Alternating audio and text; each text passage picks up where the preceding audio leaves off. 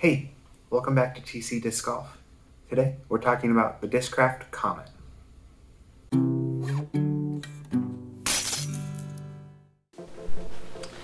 Discraft Comet comes in a variety of different plastics.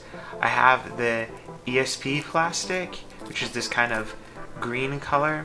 I have the Z plastic, which is this more like lime color.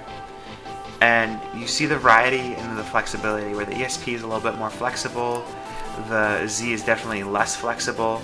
And then my friend Greg Barber gave me the rubber blend from Ledgestone. You can check out Greg's channel and links in the description below. All in all, the feel of the disc is one that is unique as far as understable discs go.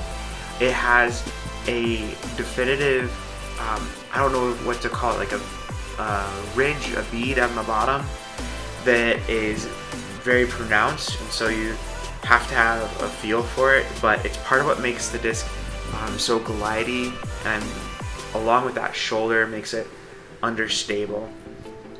So this disc is rated as a 4, 5, -2, 1, and I think that those numbers are actually pretty good for it. It doesn't take a lot of arm strength or relative speed to get the disc to do this understable flight, and as far as the glide goes, it is definitely way more glide than something like the Zone, or even I would say glide is pretty comparable to what you'd see with the Discraft Buzz.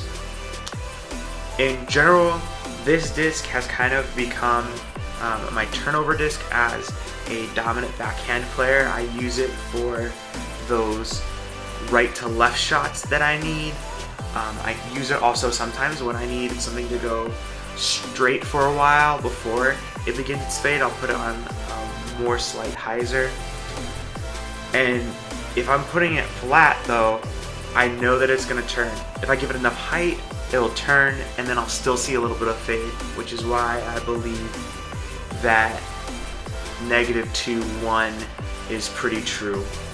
It's not quite as understable as something like the Discraft Soul or even the Meteor, where the Meteor, just being a little bit faster speed disc, even though it's rated a little bit more understable, I think that it ends up being pretty close, but this disc is still just a touch more than that Meteor is. When I was looking for discs to complement my bag, I throw primarily left hand backhand, and I throw right hand forehand, and I've been trying to pick up my left hand forehand, but I needed something until then that would be able to cover those shots that I wasn't able to make just with my natural backhand or with my forehand. And then also, being a beginner, having a disc that has a lot of glide and is a little bit understable helps me be able to throw a little bit longer distance. And so I'm actually able to throw this as long, if not longer, than my drivers a lot of times.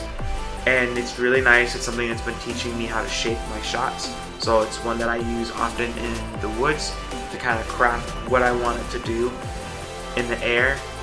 And in the open fields, it gives me the ability to just kind of depend on that extra distance that I can get out of its understability.